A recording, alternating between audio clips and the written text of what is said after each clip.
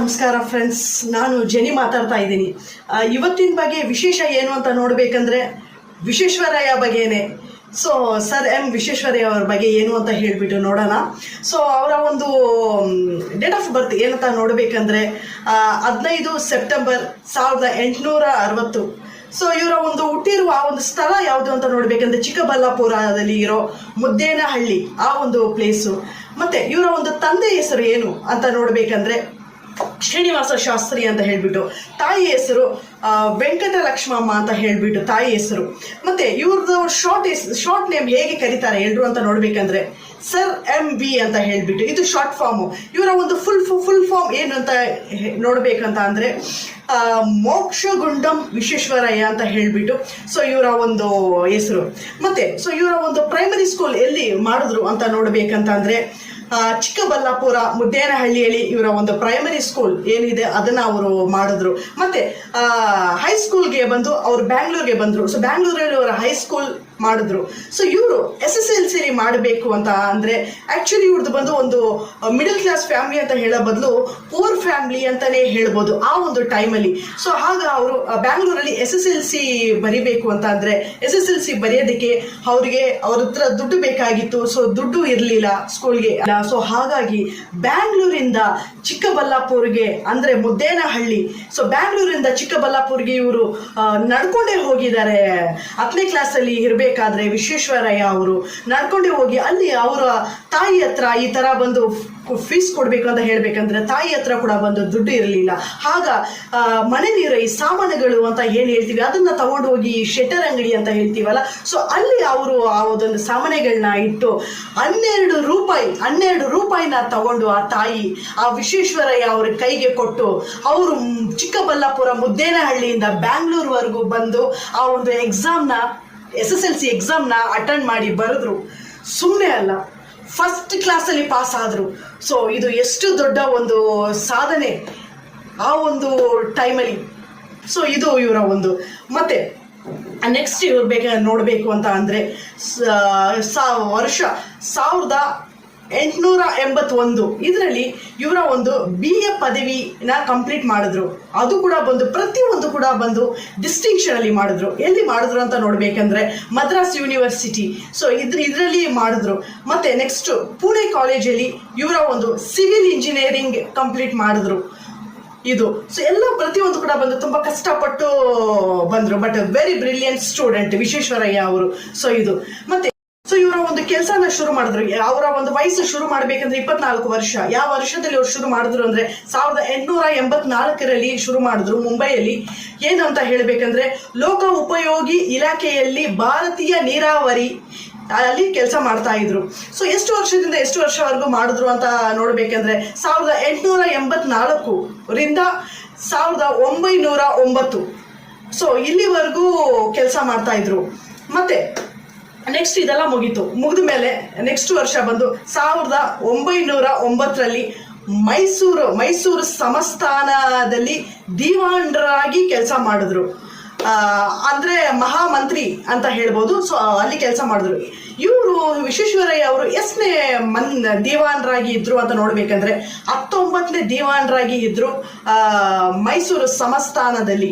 So ಇದು ಯಾವ ಒಂದು ಕಾಲದಲ್ಲಿ ಅಂತ ನೋಡ್ಬೇಕಂದ್ರೆ ಮಹಾರಾಜ ಕೃಷ್ಣರಾಜ ಒಡೆಯರ್ ಈ ಒಂದು ಕಾಲದಲ್ಲಿ ಇವರು ಕೆಲಸ ಮಾಡ್ತಾ ಇದ್ರು ಮೈಸೂರಲ್ಲಿ. ಸೊ ಇದು ಬಿಟ್ಟು ನೆಕ್ಸ್ಟ್ ಒಂದು ಸ್ಥಾಪನೆಗಳು ಏನೆಲ್ಲ ಮಾಡಿದ್ರು ಅಂತ ನೋಡ್ಬೇಕು ಅಂದ್ರೆ ಮೈಸೂರು KRS ಡ್ಯಾಮ್ ಏನ್ ಹೇಳ್ತೀವಿ ಕನ್ನಂಬಾಡಿ ಕಟ್ಟೆ ಅಂದ್ರೆ ಕೃಷ್ಣರಾಜ ಸಾಗರ ಅಂತ ಹೇಳ್ತೀವಿ. ಸೊ ಇದನ್ನ ಸ್ಥಾಪನೆ ಮಾಡಿದ್ರು. ಸೊ ಇದು ಎಷ್ಟು ವರ್ಷದಿಂದ ಎಷ್ಟು ವರ್ಷವರೆಗೂ ಮಾಡಿದ್ರು ಅಂತ ನೋಡ್ಬೇಕಂದ್ರೆ 1911ಕ್ಕೆ ಶುರು ಮಾಡಿ 1924ನೇ ವರ್ಷದಲ್ಲಿ ಕಂಪ್ಲೀಟ್ ಆಯ್ತು KRS ಡ್ಯಾಮ್. ಸೊ ಒಟ್ಟು 13 ವರ್ಷ ಆಯ್ತು ಈ KRS ಡ್ಯಾಮ್ ನ ಕನ್ಸ್ಟ್ರಕ್ಟ್ ಮಾಡೋದಕ್ಕೆ. ಸೊ ಇದು ಮತ್ತೆ ಇದು ಮಾತ್ರ ಅಲ್ಲ, ಅವ್ರು ಇಲ್ಲಿ ಎಷ್ಟೋ ಸ್ಥಾಪನೆಗಳು ಮಾಡಿದ್ರು. ಏನಂತ ನೋಡ್ಬೇಕಂದ್ರೆ ಮೈಸೂರು ಸೋಪ್ ಫ್ಯಾಕ್ಟ್ರಿ, ಮತ್ತೆ ಇದಾದ ಮೇಲೆ ಬಂದು ಚಾಮರಾಜೇಂದ್ರ ಪಾಲಿಟೆಕ್ನಿಕ್ ಕಾಲೇಜ್ ಕೂಡ, ಮತ್ತೆ ಇದಾದ ಮೇಲೆ ಮೈಸೂರು ರೈಲ್ವೆ ಅಂತ ಹೇಳ್ತೀವಿ. ಸೊ ಇದು ಮತ್ತೆ ಭದ್ರಾವತಿ ಕಬ್ಬಿನ ಕಾರ್ಖಾನೆ. ಸೊ ಇದು ಮತ್ತೆ ಇದು ಮಾತ್ರ ಅಲ್ಲದೆ ಬ್ಯಾಂಗ್ಳೂರ್ ಯೂನಿವರ್ಸಿಟಿ. ಸೊ ಇದು ಈ ತರ ಅನೇಕ ಸಾಧನೆಗಳನ್ನ ಇವರು ಮಾಡಿದ್ದಾರೆ ವಿಶ್ವೇಶ್ವರಯ್ಯ ಅವರು. ಸೊ ಇನ್ನು ಎಷ್ಟು ಹೇಳ್ಕೊಂಡೇ ಹೋಗ್ಬೋದು. ಸೊ ಇದೆಲ್ಲ ಪ್ರತಿಯೊಂದು ಕೂಡ ಮಾಡಿದ್ದಾರೆ. ಮತ್ತೆ ಇವರ ಒಂದು ಪ್ರಶಸ್ತಿಗಳು ಏನೆಲ್ಲ ಮಾಡ್ಕೊಂಡು ಬಂದಿದ್ದಾರೆ ಅಂತ ನೋಡ್ಬೇಕು ಅಂತ ಅಂದ್ರೆ 1904 ಲಂಡನ್ ಅಲ್ಲಿ ಸಿವಿಲ್ ಇಂಜಿನಿಯರಿಂಗ್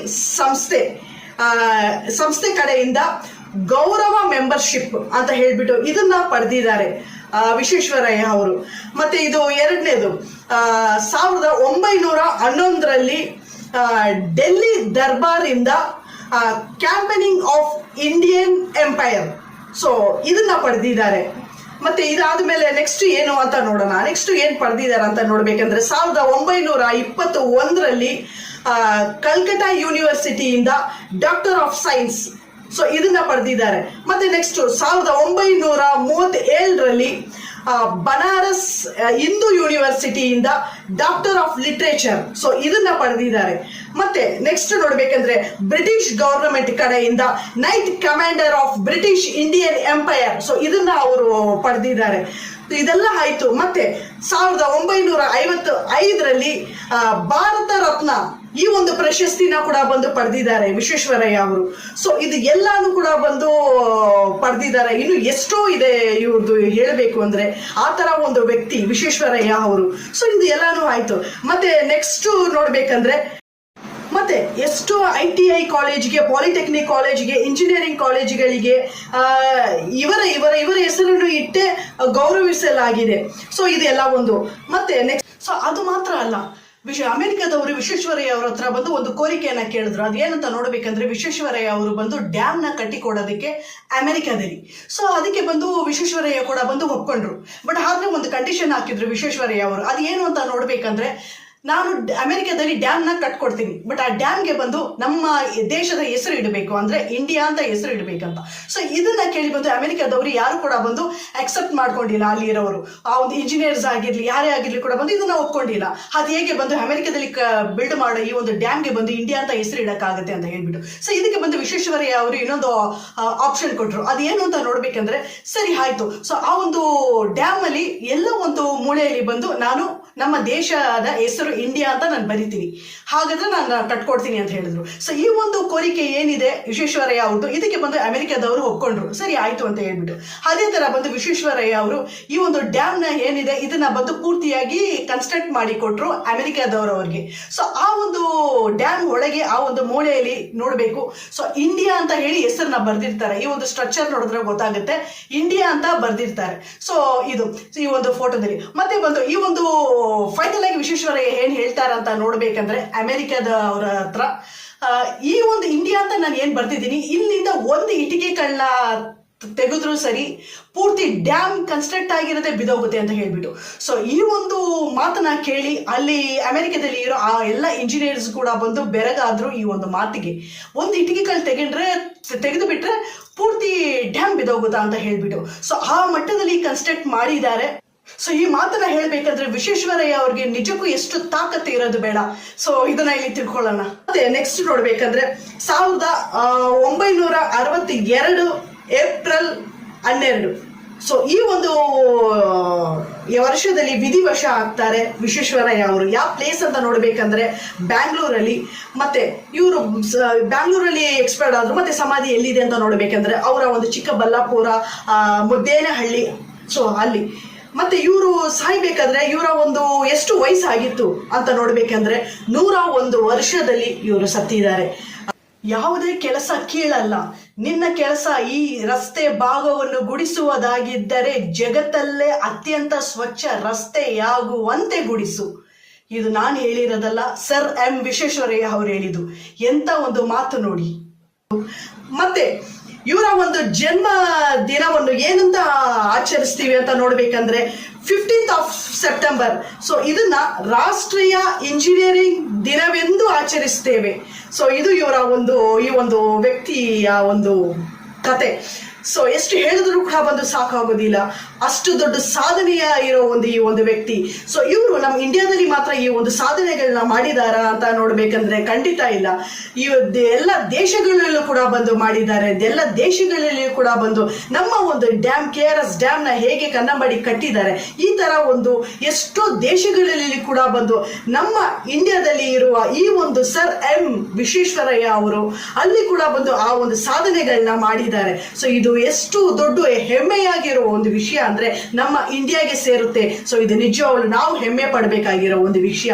ಇಷ್ಟು ದೊಡ್ಡ ವ್ಯಕ್ತಿ ನಮ್ಮ ಇಂಡಿಯಾದಲ್ಲಿ ಇದಾರ ಅಂತ ಹೇಳ್ಬಿಟ್ಟು. So okay friends, thank you. ನಾನು ಇಲ್ಲಿಗೆ ಈ ಒಂದು ವಿಡಿಯೋನ ನಾನು ಮುಗಿಸ್ತಾ ಇದ್ದೀನಿ. ನಾನು ಜೆನಿ, ಮತ್ತೆ ನೋಡ್ತೀನಿ. Thank you. ಬಾಯ್.